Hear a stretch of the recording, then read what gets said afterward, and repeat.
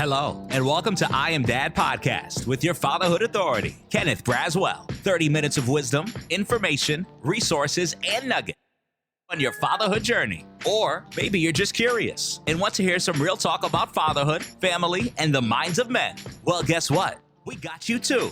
Sit back, grab your pad and pen, and maybe even bring a little something to sip on. Enjoy 30 straight minutes of fatherhood, family, and fun with the fatherhood authority, Kenneth Braswell. Welcome to I Am Dad podcast. I'm your host, Kenneth Braswell. Thank you for joining me another Sunday morning or whenever you tend to tune in to watching and or listening. For those of you who don't know, we simulcast both on our podcast platforms where you can find us on everywhere: Apple, Google, Spotify, Amazon, Alexa, Siri, wherever you are. I Am Dad podcast is there. And then we also do the YouTube version of this as well. And when we first started, we was only going to do the podcast piece because it was much easier to edit. But strange thing happened. As many people watch the YouTube, if not more, than they watch the podcast in and of itself. So we have continued to do both of them. Also, subscribe so that you can keep in contact with who we are interviewing when new interviews and episodes pop up, and you can stay connected with the work that we're doing. And make sure you share. We are on all the social media platforms: Facebook, Twitter, and Instagram. So follow us there as well. Well, listen, we got a awesome guest today. She is Kimberly A. Dent, the Executive Director of the Ohio Commission on Fatherhood, OCF. With over 26 years of experience serving fathers and children and families in Ohio, Kim has dedicated her career to making a positive impact on the lives of countless families across the state. Through her leadership at OCF, Kim oversees the funding of fatherhood programs, makes crucial policy recommendations, and works tirelessly to train professionals and engage the community on the vital role that fathers play in their children's lives. Her extensive background in child support programs and public policy has equipped her with the expertise and passion to drive meaningful change. And I am happy that over time and over the years that Miss Kimberly Dent has become a good friend of Kenneth Braswell and the work that we do, and we support each other equally, and I champion, I low-level stalk the work that she does just to kind of keep up with what's happening. And so how you doing this morning? Hello, Kenny Braswell. It's so good to be here. I'm doing well. Thank you so much for inviting me. I'm telling you, when I heard you read what I do, it always makes me so emotional because I just have this passion again for fathers and the well-being of their children. So thank you so much for having me so that we can chat more about what we do at the Commission on Fatherhood as well as in my personal life. Yeah, absolutely. Yeah. And so that's how we kick off. So, we have a little small icebreaker in the beginning so that it sets the stage for the conversation and gives folks insight into you. And that is simply tell us your daddy story. You can frame it however you want to frame it, but we are always interested in however you frame it. Okay, perfect. Well, my daddy's story. My daddy's story is I did not have a father nor a strong male role model in my life growing up. My dad passed away, and my uncle. As a matter of fact, we had a double funeral for my dad and my uncle the day before I turned 5. And from that point forward, I did not have a father. I did not have a strong male role model in my life, Kenny.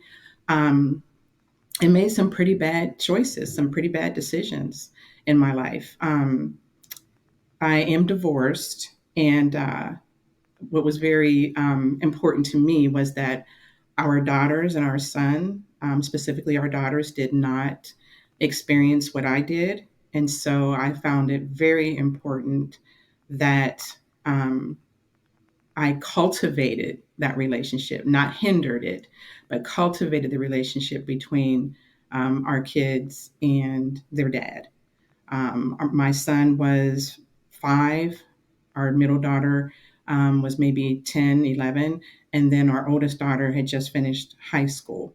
Um, and so it was, again, important that he remain connected with them. And even today, they're 24, 29, and 38, and we still do things as a family. Whenever our kiddos had major milestones in their lives, like graduation, our son is in the Navy. When he graduated from boot camp, we didn't want our kids to look out into the auditorium and say, well, there's my mom and her family over there. There's my dad and his family over there. No, we were together. We sat together as a family so that when they looked out, they said, there's my family. There's my mom's family and my mom, my dad's family and my dad. Um, and so just knowing, experiencing growing up without a father and what that can lead to, especially as a young girl, as a young lady. Again, I said, not on my watch, not my daughters. And so, and that's why I said, dad is leaving the home. He's not in the household, but believe he still has that title and he will come back if you step out of line. And and I'm going to open the door and allow him to come back. And if you step out of line. And again, he, at his place, had a very nice sort of setup for, the two younger ones so that when they did have time with him. The last thing I want to say about my daddy's story is, the court gave him in our divorce decree a standard parenting time order every other weekend, one day out of the week. But he saw his kids and got his kids when he wanted them and when they wanted to see him. Right. So we just didn't want to disrupt their lives and that relationship with him just because he and I were no longer together. So that's my daddy's story. That's a beautiful story. I love to hear folks tell their daddy story, Hmm. and particularly your story, because I think it's so important for people to hear your journey, to hear the Hmm. backdrop of your life, because it gives insight as to why you're so passionate about this work. I've now heard and had the pleasure of listening to Tangela Gray, Commissioner Hmm. for the Federal Office of Child Support, tell her story about being a single mom and talking about the need and wanting to create safe and healthy environments for children, and that even as a single mom, she understood that that could not happen without the involvement of her children's father in their lives. And so that was one of her top priorities. And it was so cool to hear the commissioner of child support say that, Yes. because what you hear is she gets it, she understands the task, and she understands the job, but she's also grounded in the reality of what the system does Hmm. to people Yes. that don't deserve what it does to people for their Right. own reasoning. And then I've heard other stories and spoken to people in the same spaces and said, hey, I grew up and he wasn't in my life and he wasn't this and he wasn't that. And I got this opportunity to work for child support. And I said, I'm going in there and I'm going to get everyone that even looks like him. Like they come in with a whole nother, motivation, Right. to Right. do this. And Yes. so, having said that, talk to us a little bit about your journey, because Hmm. oftentimes people try to find an academic pathway to what we do with fatherhood. And I always tell people there is no academic pathway. My academic pathway was life. That's Yes. what got me to where I Man. am. Talk Yes. a little bit about your Woo. pathway from where you were to being here doing this work that you do with fathers. Wow, man, oh man, Kenny, you hit the nail on the head. Yes, I'm a woman of faith, and I feel like my steps. I was destined to be in this position. Although I did not apply for this position, I was sort of talked into, please take this position. Um, but when I paused at that moment and I started to think back, well, maybe everything that you went through career wise, as well as in your personal life, prepared you for this position, which really kind of sent me to the yes, I will do this. So I started my government career um, at the local child support agency here in Columbus, in Franklin County. And I was and I don't like this word, but I am going to tell you what my title was. I was a child support enforcement officer. Mm, okay. Now we're in fatherhood. I'm like, wow, change that title, right? Um, and so, yes, I enforced child support orders. I had 900 plus families in my caseload. So again, Franklin County is Columbus. We are the state capital. And again, we handled all of the divorces. All of those come through the administrative agency, so forth and so on. And so the reason why transparency and being honest, the reason why I actually applied to work in the child support office was the county was paying for a free education. And I'm like, oh my gosh, I can get my master's and I don't have to pay for it. Free Mhm. education. So, I went ahead and applied, and I did get my master's through OU while working at Franklin County Child Support. But I also remember going home exhausted because you get the phone calls. Miss Dent, where's my payment? Miss Dent, Mm. please don't suspend my driver's license. Please don't send my case to court. I'm trying to find employment. I have a felony charge, so forth and so on. And so I did that for a while, the back and forth, the back and forth. But deep inside, I kept thinking to myself, there's a child or children in between all of this. Mm. And the system, and we did a good job. And because I was part of that system, I am going to own that. We did a great job making it seem as though child support was pro mom and anti dad. And Mm. anyone that says that's not true, they're not being honest. And that's why, since Vicki Turetsky and her bubble chart, we are trying to rebrand. And Commissioner Gray is doing an amazing job with continuing to ensure that child support is more family centric, more focused on the child, but embracing and engaging both parents equally. And so that was not happening. That was not happening in child support. And so a lot of times I would take a look at what I was doing on my caseload, and I would say, well, I have to make sure that I'm in um, compliance with the rules, because we have state rules, that because we are state administered county, or state supervised county administered here in Ohio. But I Mhm. always thought, like, that rule doesn't really make a lot of sense, right? And Mhm. so my next step was going to the state. And so I left the county work and went to the state office of child support and worked in county services, helping counties to improve their performance. And I tell folks all the time, government entities, all of our agencies, we have measures, we have things that we have to meet and fulfill for the federal government. And so that's what we did, was to help counties improve in Ohio, because it's competitive for dollars to establish paternity, to establish child support cases, and collect on those cases. But again, some of the policy again just did not make sense. And so um, my steps then led me to supervising policy at the State Office of Child Support. Again, not really knowing that all of this was my destiny, right? Mm. And so we did change driver's license suspension, driver's license reinstatement rules. We also allowed for counties in the state to waive arrears owed to the state, right? Things that kind of made more sense, and not really penalizing dad for being the parent that's not in the household, right? That's really kind of what you think. The parent that doesn't have their kiddos all the time, the residential parent, we have to penalize the non-residential parent. And that's how it felt. And that's not what we should have been doing, and it's not what we should do. And so we need to align our policy to make sure that we are making it possible for dad to be a good parent, a good co-parent, and a good provider, right? And Mhm. so actually supervised policy, and then moved to a newly developed unit in the State Office of Child Support because of Vicki Turetsky's bubble chart. So in Ohio, the Child Support Office has outreach, education, and grants management. And in that particular unit, we were able to go out, me and another colleague, and start to rebrand child support for the state of Ohio. Mhm. And that's when I was asked to be a commissioner on the Commission on Fatherhood, because the Job and Family Services Director, now the DCY, Department of Children and Youth Director, has a statutorily required seat on the commission. And so that director designated me as his person on the commission. So I was a commissioner before I was the executive director.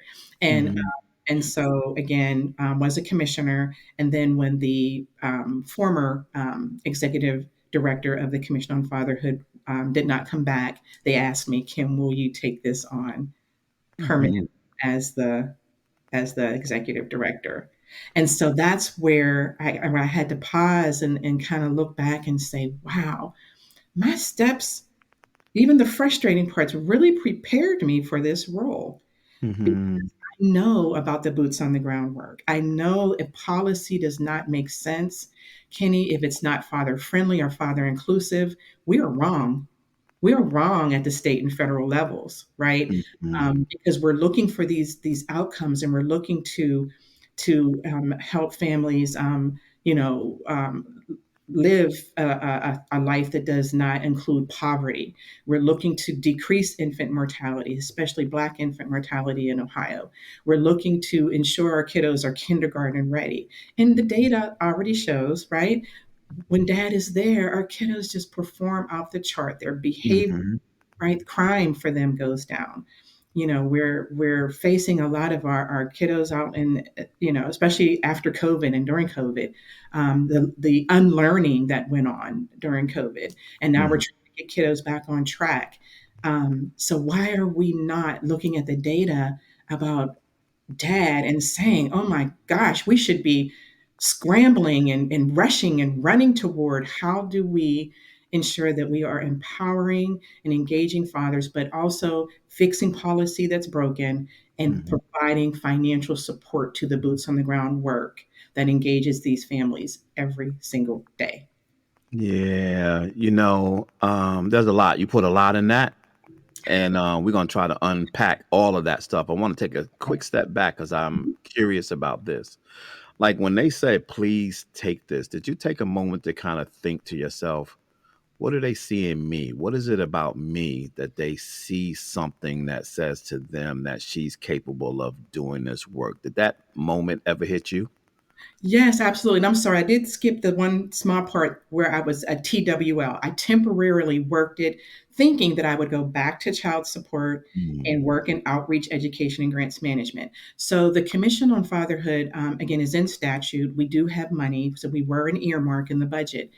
And I worked it temporarily just to help get the funding on the street, to supervise the staff that were there. And so it was more of a, Kim, can you come up and help for a little while? Thinking, okay, I'll go back once the executive director comes back and takes his role back. But when that didn't happen, and the Job and Family Services director said, we're going to walk to the governor's office because I really want you to take this on permanently. And I had to kind of say, time out, wait a minute. I didn't apply for this. You didn't say this was permanent. My life, my quote of administrative code and revised code is all child support. You're asking me to step in as a woman leading fatherhood in the state of Ohio. And Mm-hmm. so I don't know. I think he saw for the 9, 10 months that I was TWL that she can do this. But what was real important to me were the other fatherhood practitioners in the state, Kenny, who said, Kim, you can do this. You have the personality and the open mindedness, and you know the bureaucratic process. And Mm-hmm. that's one of the things that I'm very proud of in Ohio, that we are a state entity where fathers can call me directly. They can call my number, or they can email Kim directly. They don't have to go through child support or any other government entity. They can come straight to Kim, and talk to me about what the issue is. And I believe, in meeting with this group of Ohio Practitioners Network for Fathers and Families, they're the ones that really gave me the confidence that you can lead this, you can run this, Mm-hmm. because of, I guess, just my passion for children, Mm-hmm. and um, I'm okay with saying things that are uncomfortable sometimes in a very professional way. Mm-hmm. I'm okay with calling wrong wrong when it's wrong, and Right. so, but I also know, in order to stay in this seat, because this is, of course, a state position. It is appointed by the governor, and I do report to the director now of DCY. Um, but I would not be doing my job if I did not point out to them when there is a change or when we need more money, like it's budget season right now. And I have already presented, this is what I'm asking for, this is why. And if we don't, this is what we could be dealing with, right? Mm-hmm. So I'm okay with delivering that. But I also know that when it's no, it's no. But I also will pivot and say, okay, well, if it's no in the money, then how can we also ensure that we are, um, you know, addressing what the needs are of fathers and families in our communities? Mm-hmm. The other element is being a woman, right? So there's a lot of conversation about women and fatherhood and whether or not women could facilitate classes or do the work or have the same level of empathy as other men and all of those kinds of things. And I will say this before I ask you the question, and that is one of the things that I admire about you is that in this space, you have done an awesome job at leading without leading, if that makes sense. Like you have led the effort, you have led the conversation, you orchestrate the work, you make the movement, but you don't place yourself in the leading position. The Correct. work always is in front of you, not Yes. behind you. And Yes. that takes a very unique ability to be able to do. Do you think sometimes that as a woman that I might not be hitting something on the mark or I might not be seeing something? And how do you compensate for that so that it never becomes the thing that people look at and they look at the body of your work, not who you are? All right, and thank you for that question. Well, first, I'm going to go to the facilitating classes, and this is just my personal experience regarding facilitating women facilitating classes. I feel as though it brings a female's perspective to the Mhm. classes. I think that a well run facilitated class would have a father and a mom, right? Because you can get his perspective, because he's the subject matter expert. I'm not a subject matter expert. You're a subject matter expert on fatherhood, but not me, right? I can read the data. I can tell you about my personal stories. I can tell you about the father of my children, but I don't live, breathe, eat being a dad, right? That's not what the intention of my role was here. Um, and so I believe that it's really good, especially during the co-parenting part of facilitating classes or programming. It would be really nice to have both to kind of offset and bring her perspective because sometimes, guys in the class say, "Oh, I never really thought about it that way," or "She's never really explained it to me that way." But thank you Mhm. for that, right? I believe that the reason why I did say yes to this job, Kenny, was to not be the face. People say the face or the leader of fatherhood in Ohio, or it has to be the work first. Um, it doesn't take anything away from me as being a woman leading because it makes me proud when I stand back and I say, look at what Ohio, look at what, speaking with the folks in Florida or speaking with folks in Nebraska or any other state that kind of reached in and said, hey, what are you guys doing? Pennsylvania, working with the folks there to help get something in statute. I can step back and say, wow, look at this. It's not look at me. It's just look Yes, at what we're doing. Look at this movement because a movement has to be bigger than the people, right? absolutely. Than the person. And so I just look at this as a movement. And when I see it, what really touches my heart, Kenny, is the fact that we have changed not just fathers' lives, but the kiddos connected to those dads. And then I Hmm. can sit back and say, because he's there, that baby is going to reach his first birthday. Because he's there, that toddler, she's going to be ready for kindergarten. She's Hmm. going to pass that kindergarten assessment test. Why? Because in Head Start, he was so engaged in her life. He taught her ABCs. He helped her write her name. All of the things that these kiddos need to know going into kindergarten. And then I can say, wow, look at this adolescent. I doubt if this child will become pregnant as a teen. Why? Because Hmm. we know that teen pregnancy drops when dad is there. And so that means much more to me than me, Kim, female. It's a movement. It's a movement and it's improving the lives of children. That Hmm. means the absolute most to me. Now you're doing this work in the state of Ohio at the tippy top of the state. Only few of us around the country have had the pleasure of leading efforts for their states. That's where I cut my teeth even before I started Father. Well, after I started Fathers Incorporated, but Mhm. then became the director of the New York State Fatherhood Initiative. And so Right. it's a different animal doing this work from the Mhm. state level than it is from the county level or even as a practitioner in the community on the ground. Talk about some of the challenges with the work doing it at the state level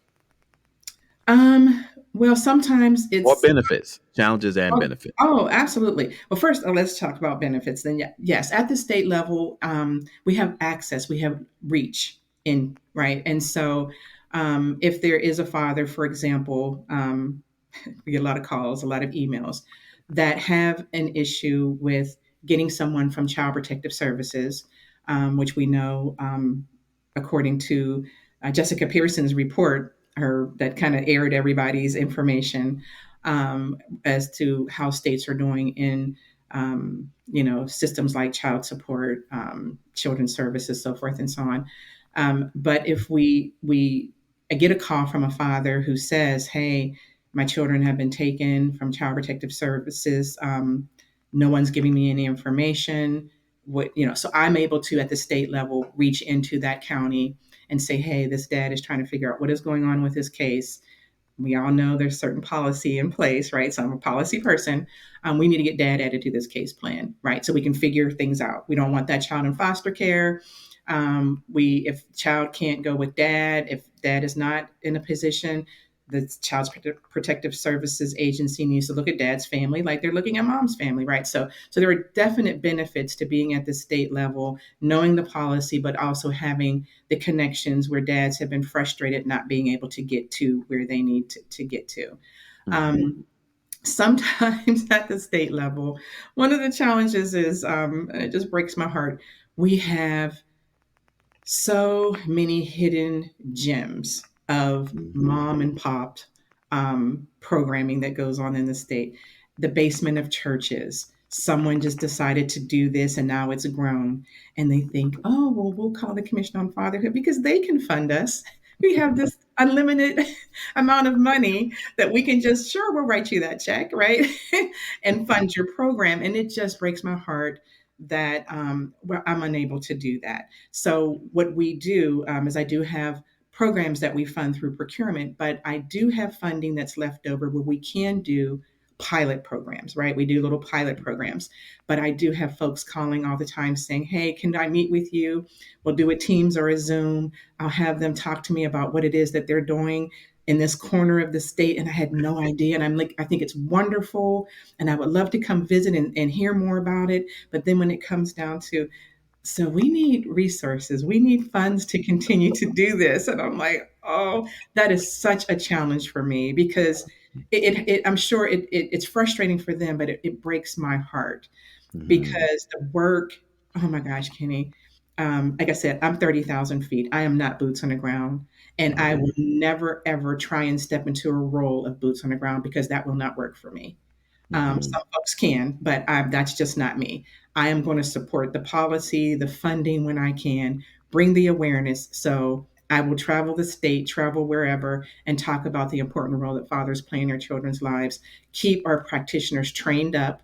We got to make sure that the boots on the ground work, that they stay on top of what the policies are, what the new curriculum is, that they know what you're doing. So when we get your e-newsletters, we email blast those out to mhm, our grantees in our network. We have a grantees and network listserv. And so when we get the information from you and other entities, we just want to make sure that our practitioners stay trained up and that they are aware and what is new.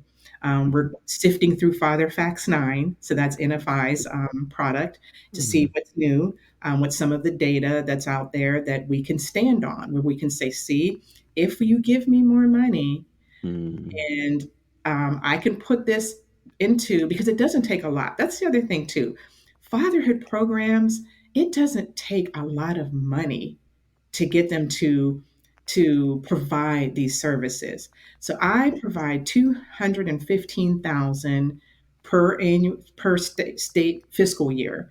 Um, to programs to serve fathers, parenting, co parenting, and economic stability. They can do that work for that amount of money.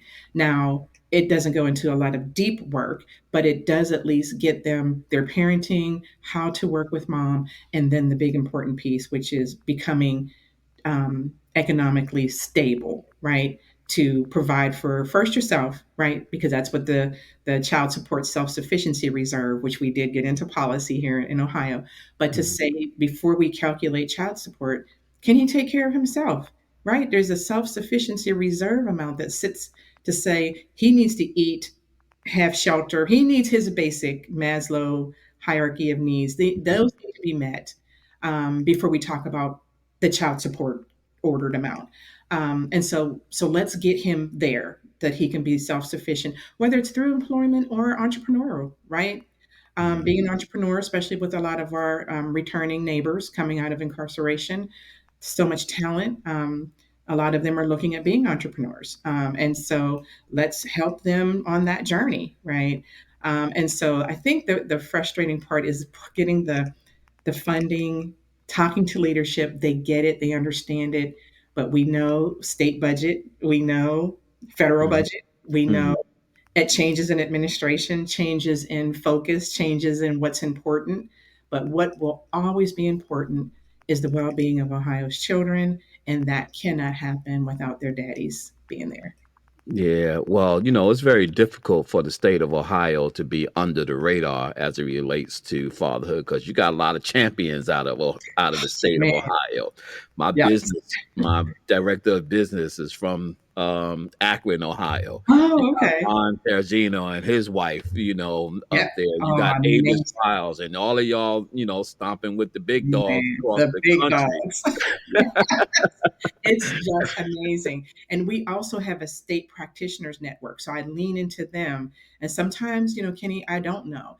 A few years ago, I'm like, okay, I'm going to ask for more in the budget, but I put my ear to the ground of fatherhood. Like, what I got to hear from the subject matter experts, right? What is really happening, what is really needed. And I will say, most recently, we have put a lot of emphasis on, especially since COVID, mental health and addiction, but not just collecting data from dads on their mental health, depression, anxiety, anger, um, but not just collecting the data, but having the conversations. So how can we help you? How can we link you with someone in the community? So we ask our Mhm. programs to do this because how can we put fatherhood programming on top of someone who's feeling depressed without addressing the depression, right? Absolutely. Right. Hmm. And so that became a huge, huge thing for me during COVID that we got to talk to dad as not his title first. Coming Hmm. through the door, we need to ask him as a person, how are you? Kenny, it could be the first time someone even asked this man how he's doing. Right. People want things from him. So he's probably been asked all day, I need this, I need child support, I need you to do this, I need this. I'm at, but how are you? Right. How are you? How's your day? Right. And when we go into questions like, do you have um, a primary care physician? When's the last time you went to the doctor? Right? Not to the urgent care, not to the emergency room. So let's talk to you as a person first. We'll get to the other stuff. Believe me, we'll get to why you're here as a father. But let's Hmm. talk to you about you as a person, as a human, as you mentioned earlier, humanizing the conversation. This is a human being that we are serving. And we're going to Yeah. serve him in his role as father. But let's talk to him as a person first. Yeah, and I think the modeling of the programming has to change to match what you're describing because this kind of leans right into my next question for you. And that is, what are you seeing as the emerging challenges for fathers today? Because that shifts and it has shifted since COVID. Like there was a time in this work where child support was the number one focus. You got to Right, get these guys to pay child support. Then the right. second one was, all right, we got to get them jobs. You can't pay child support if we don't get them working. We got to get them working. If we just jump 2, 3 iterations back to the first iteration of at least federal funding, the Hmm. focus was DV prevention. Can't Hmm. work with these fathers unless we, make sure that they're not causing and serving as a danger to their families. And now we You're got to get them to pay child support, but now we got to get them the job to pay child support. And now we're kind of in this space where we're looking more at curriculum, to which you're talking about now. correct. But in the midst of all that shift, like I think today is not a singular challenge.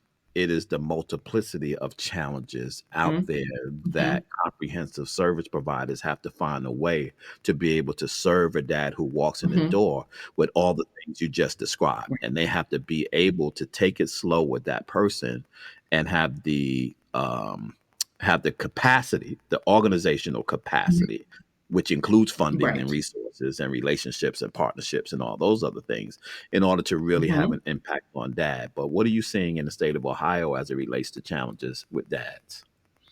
Yeah, absolutely, Kenny. Those were great comments, and I agree wholeheartedly that yeah, we have to kind of ebb and flow with these shifts. And I think it kind of speaks to some of the data that came out in Father Facts 9, where it had, I think in iteration 8, 18.3 million children that were growing up without a father, but it's dropped to 17.8. Mm, And I hope I'm giving those numbers correctly, which kind of speaks to what I have been seeing over the last few years with these Gen Z fathers. We can't yeah. say father absence anymore. Dads are not absent for the most part. They want to, they are there. And so I agree. Going back to my child support days, there was a different father absence in the 80s and 90s, but these children who are now growing up into their 20s, um, they're like, look, I want my rights. Right. I'm not going anywhere. I'm here. And no, you don't have to chase me down. But the problem is, like you said, it's our systems with the implicit bias against these fathers. And Mhm. so some of the challenges is even just working with our systems across state and county agencies to say, why are you talking to him like this? Why are you Mm, serving him in this way? Um, Court is another huge challenge. mhm, Dad's becoming frustrated because it's like I've spent all of my funds. And this is the most recent case or father I'm working with, um, who mom is clearly in contempt of the parenting time order, clearly. So he mhm, has to take his funds, take her to court. And so, court, are you going to do something? Because here's the thing, if it was the other way around and he was in contempt of not paying child support, oh, he would be looking at a jail sentence, right? But the parenting time order, that is also an order of the court. She is just, egregiously not following. He has to go to court and show just cause, right? Um, and so is the court really going to do something, or say something to her about not allowing him to see his children? So the Gen Z fathers, this new generation of fathers, I don't call there. We got to just not say absent. But here's the thing: we need to make sure they are there with the right tools. Social mhm, media, online safety. That is one of the topics that one of our programs is really pushing along with our lieutenant governor here in Ohio. This online mhm, safety, these kiddos on their phones, taking their phones in their bedrooms, their mm, phones at school. We're yeah. to try to get them off their phones at school by just not allowing them to bring their phones into the school, but not just for their learning, but also for what some of this social media and some of this technology is doing to our kiddos with their depression, suicide rates, bullying, different things like that through the technology. Some of the predators that come through the phones to Mm, our kiddos as well. And so mhm, we have a lot of dads that are trying to protect their children and they're going to be there for them, but they sometimes need the right tools. So we can't say, oh, now we have to chase this father down, because dads are saying, you're not chasing me anywhere. I just want you to treat me like you're treating mom equally. mhm, And so mhm, we have to address some of these implicit biases, but we also need to make sure that dads are stepping into their role as dad, with being armed with child development, knowledge of their children, how to keep their children safe, infant mortality. We're funding fatherhood programs to ensure that dads are learning the same things that moms are learning: safe sleep, the importance of breastfeeding, right? Hmm. Hmm. Dad encourages mom to breastfeed, she's more likely to breastfeed than if her own mom encouraged her through a WIC study. And so we are, smoking cessation. I've had a father tell me, well, Miss Dent, I don't smoke around my baby. I go outside and smoke. And I said, okay, that's great. We have to give him the kudos for that because he's aware and he's saying that's not a good thing. But then I said, but understand when you go out and smoke, the poisons get into your clothes, the Right. carcinogens. And when you go back in the home and you want to burp your baby after the baby eats and you put the baby on your shoulder, they're still inhaling that, right? And it's like, oh, never thought about it that way. Well, we Right. need to tell dads this stuff, right? Now. Right. And so that's why I think it's important, if since they are there, we need to make sure that we're empowering them with information, the Hmm. correct information, because sometimes they get those stories they pass along, those Yeah, myths. the barbershop info, Yeah, right? yeah, there it is. So we want to make sure that we're giving them the proper information, and then what they do with that information, they are now armed. And knowledge is power. Well, you and I both know that. When you know, you know, you know, right? Yeah, yeah. You guys also do something very unique, which is something that I've been nudging um, the folks who oversee our clearinghouse to do at some point down the road. They Mhm. used to do it when the money started flowing, and then they stopped. And I think we need to get back to it, and that is to fund organizations on the ground. I think it's really critical to be able to seed organizations who are trying to get into this work and trying Right. to figure this thing out and just need a little coin to kind of help them with small things. I was that guy, so I Yeah, get and I understand the importance of yeah. how people uh, believed in what I was trying to do. And in the beginning, I got my twos and fews, and those twos and fews allowed me to do a little more until I was able to get some more and some more and some Right. more. Right. There's a book that I'm beginning to outline to write, and it's a working title, but it is The Business of Fatherhood. And Okay. so it is, how do you do this work but have an infrastructure around you that allows you to remain sustainable and be Hmm. available for when people need you the most? That was the thing I hung on as an agency during the COVID, during the meat of COVID, which was, this would be the worst time for Fathers Incorporated not to be able to serve. Right. And Hmm. so, but it was on me to ensure that my organization was sustainable enough Hmm. that when times got bad, that wouldn't impact the operation of our Hmm. ability to be able to help. When you're looking at the programs that you're funding around Ohio, what's working? Like, what programs and what situations are you seeing that has promise and that you're really looking to see to do more? Right. So let me start with the when you talked about the fuse, the twos and fews. We also fund a mobilization project. So before I go to the grantees, we also offer $10,000, and we're looking to up that to 20,000. But it's just seed money for the county. It's for the local county entities to come together as leadership, um, assess their county, have a community conversation about what is happening in their county, and then write an action plan that involves, fatherhood. And then they send it to us, and we cut them the check, and they go forth and they implement what they say they're going to do in their action plan. And the thought behind that is exactly what you stated. It's not a lot of money, but what it does, this is so powerful, is it brings leadership in the county, a court, so an elected official, maybe a mayor, maybe a county commissioner, um, someone from the court, domestic violence or domestic court or juvenile court, the child support director, the children's services director, faith-based entity, a business, because again, businesses have to put skin in the game as well, because Mhm, businesses operate in the community, right? Healthy mhm, fathers equals healthy communities. Um, and so there's a list on our website of entities that we want on this leadership role. Um, to kind of work together. But when they have the community conversation, they're pulling other folks in the community that need to be part of the conversation. So, for example, in Cincinnati, when they had their community conversation, they brought the police department in. So there were some officers there, yeah, that came in and talked about things going on in the Cincinnati, Hamilton County area.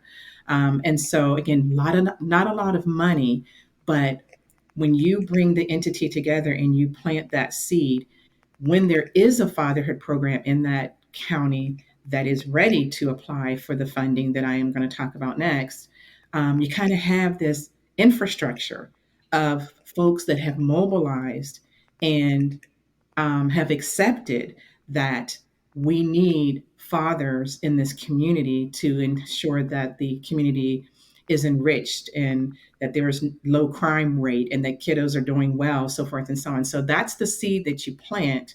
And then once we offer the larger dollars of our grant programs, and they apply, they're ready to receive them. Like child support is like, oh my gosh, yes. Child protective services, oh my gosh, yes. We need someone to now help serve these fathers. What I've seen over the last couple of years that's really worked with our grantees is when I look at the data on our annual reports, I'm always, it just does my heart good, and I hope I don't get emotional. To see when they're asking dads, like, why did you come into the program? And sometimes it's because I want a better relationship. It's not, I need help with my child support. I mean, and that's okay, because believe me, dads are going to need help with child support. But their primary reason for coming in is I want a better relationship with my child, but I also want a better relationship with the mother of my child. Yeah.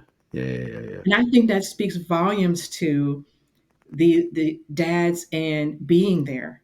That we might not get along, she and I might not want to be in the same room. I may not want to be in the same building, breathing the same air. However,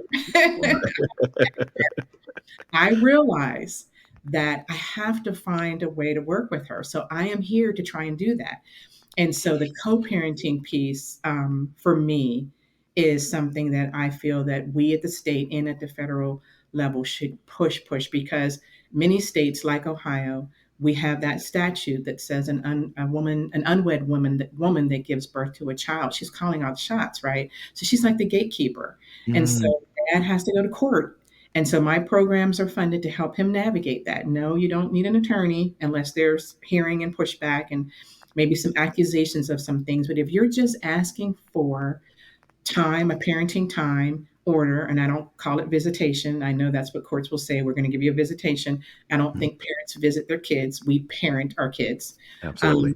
Right? And so when I see dads wanting more of that after paternity is established, however they establish it, now I want my rights. I want to see my child, and I don't want that standard every other weekend, one day out of the week. I want to see my child in the summer, these many weeks. I want these holidays, right? And I don't want to go off topic, but I do have to say, because I thought about this yesterday, that I will not end with you today without thanking you for the father I sent your way and the resources and the connections that you have. His son was a toddler. He is now in school. And because of you and your connections and helping this dad, he has probably one of the best parenting time orders I have seen in a very, very long time. So I want to thank you for that down in the Atlanta area and what you're doing and your connections there. And so I got a picture of him in school, first day of school. And, from dad, right?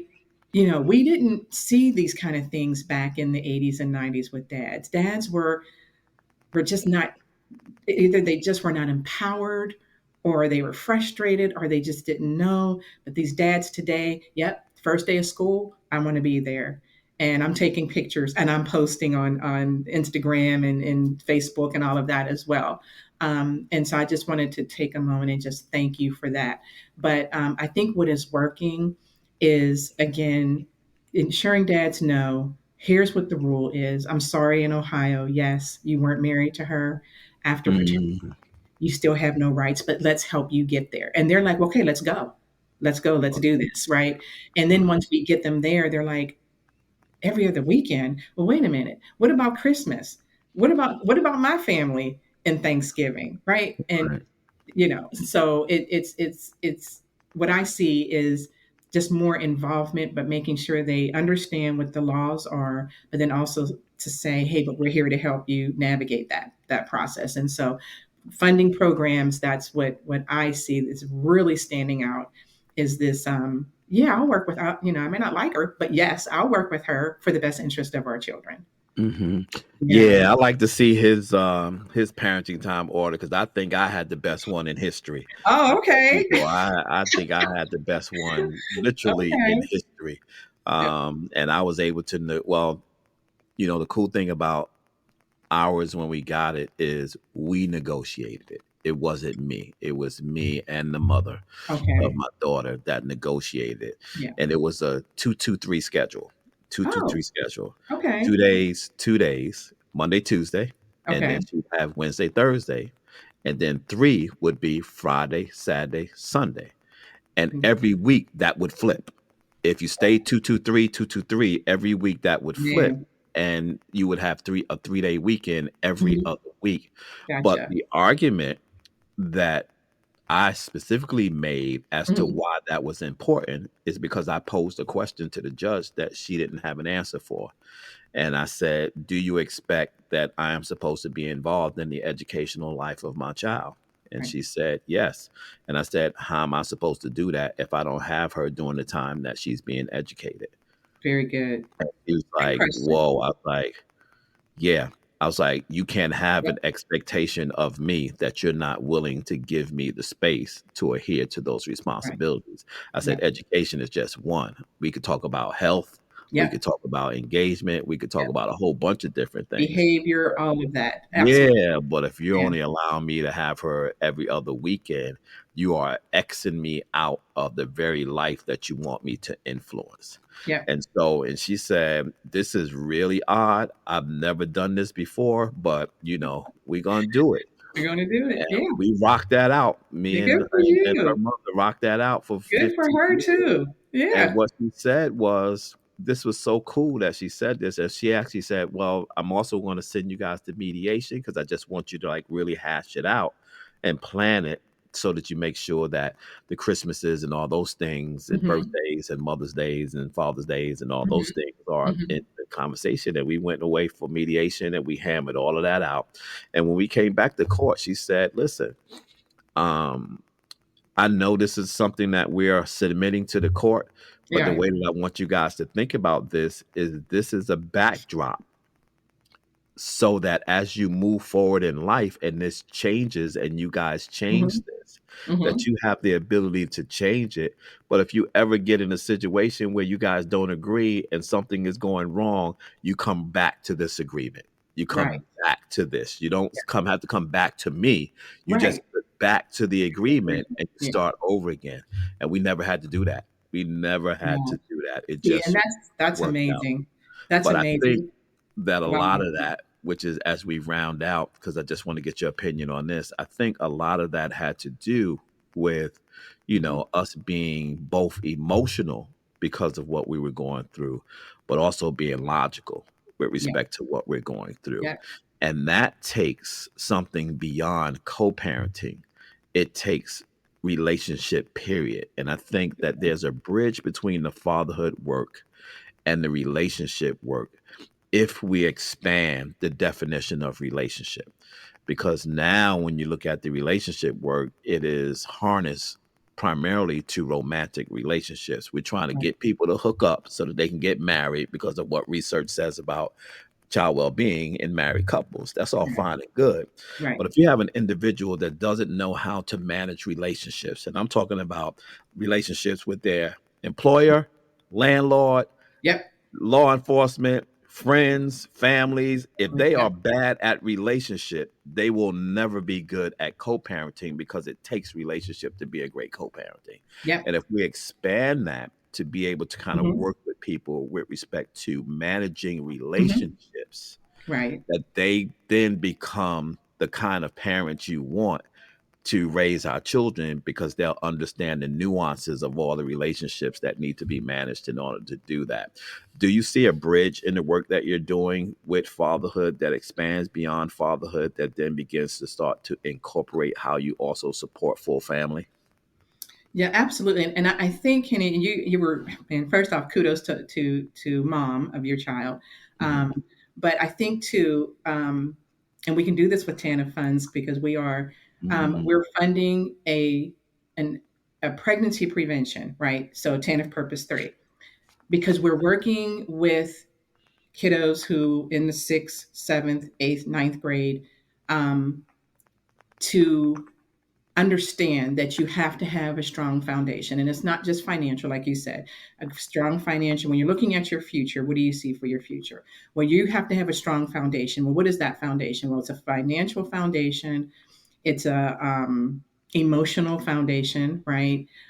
Social foundation, how like the friends you're going to have, the folks you're going to, kind of go to. It's going to be part of your circle, and you just having a strong sense of your well-being and being emotionally stable, knowing what it is that you want as a young lady and as a young man, because whether it's you get married and you don't have that strong awareness of yourself, or you don't get married and you don't have that strong awareness of yourself and that foundation of who you are, and what you want to see, for your future, then yeah, it doesn't matter. It's going to crumble, right? Because your strong foundation for myself and his strong foundation coming together, um, that's why my ex and I were able to, and I'm sure yours, were Mhm. able to say in a strong emotional space that our marriage is not working. However, we have these children. And so we have to put our feelings aside and relationship with each other, right? Mhm. In the best interest of our children so that they don't fall statistics of father absence, or Right. right, or seeing a mom, growing up with a mom who's toxic, right? I knew, but I had to have that strong foundation for Kim first. And Right. so I feel as though, I'm a big prevention person. If we put more money into educating, preventing, helping high schoolers and middle schoolers who are looking at the future, to establish that, because relationship, I mean, it is all about relationship, but you can't have a strong relationship with any of those entities that you mentioned if you are not emotionally stable yourself, because all relationships will do this. It'll be up Mhm. and Mhm. they'll ebb and flow. And then not being afraid as a youth to say, I don't really know what's happening with me. I'm having emotional issues, and not to say, not be afraid to say that I need to talk with someone, right? And so, establishing that about yourself first and not being afraid to say, I'm feeling a little anxiety, I'm feeling depression as a youth. I'm really feeling I'm really in a dark place. You in a Mhm. dark place, having a child with someone else in a dark place. We can't expect them to have a relationship, Mhm. right? That doesn't align. Um, and so I think that in some of the work with folks in the states and at the federal office, look at TANF Purpose 3. And I want to talk a little bit about that too, Kenny, next week when you and I and other colleagues are in Chicago, uh, Mhm. because we're putting out these fires. We're trying to come up with funding to help mend things sometimes. But if Mhm. we were to get up early intervention, or even prevent folks from having children when they're not in a place where they can establish good relationships with friends, employers, their family, someone that they're dating, um, then it already comes out the gate toxic, right? Right. And now we're expecting them to, now they're not together. And now we're saying, okay, now come together and fix this. If we Mhm. get up extreme and help them with themselves first, be in a space where, yes, I am emotionally stable, I am strong, I am ready to bring my strong foundation to someone else who has a strong foundation. That's great. But if it doesn't work, that's still okay. But you know what? Our kiddos are going to be okay because Yeah.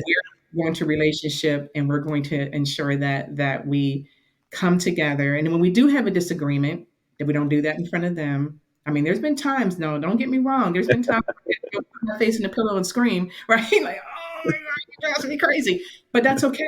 I got it out of my system and I'm like, okay, now let's do what we need to do for our kids. Yeah. Yeah. Kimberly A. Dent, y'all. She is the director of the Ohio Commission on Fatherhood. Kim, tell people how they can find you, get in touch with you, and learn more about what you're doing with the commission or with the commission. Yeah, Yeah, commission. the Ohio commission. That's okay. Ohio Commission on Fatherhood. No worries at all, Kenny. First off, I always throw my number out. It's all on the website. Well, first off, let me give you the website because you can find so much information out there regarding what we're doing. The website is fatherhood, www.fatherhood.ohio.gov. Very easy. We're Fatherhood. We're in Ohio and we're a government entity, right? So fatherhood.ohio.gov.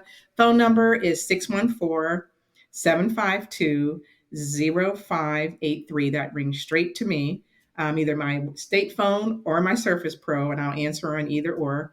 And then my email address, kimberly.dent@childrenandyouth.ohio.gov. So all spelled out, kimberly.dent@childrenandyouth.ohio.gov. That's how you reach me. Kim, thank you so much.